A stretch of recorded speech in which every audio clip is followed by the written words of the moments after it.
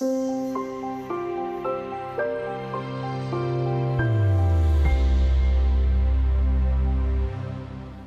and charges are a key consideration when choosing a fund to invest in.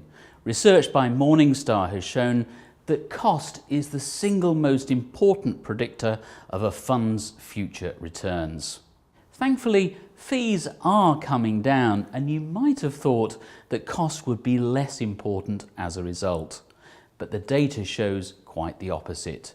Jeff Patak is Morningstar's Global Director of Manager Research.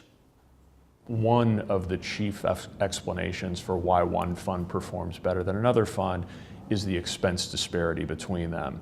And so if we can posit the argument that in the past there was a wider range of expenses, then it stood to reason that cost played a significant role in performance differences between funds. It's one of the reasons why cost works as well as a predictor as it's done.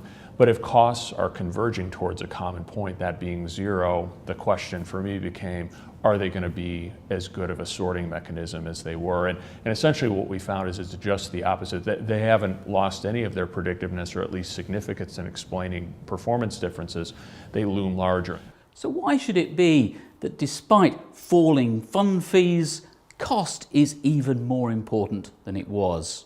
The answer, says Morningstar, is that funds are performing more alike. The pre-fee performance difference between funds in a given category of a given style has actually narrowed. And so what that means, and it's narrowed more quickly than the expense disparities have narrowed.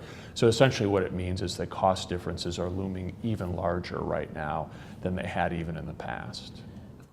So it's even more critical than it was that you work out exactly how much you're paying to invest. And remember, some costs are hidden, or at least very hard to find. Working with a financial advisor who really understands this subject will give you a huge advantage.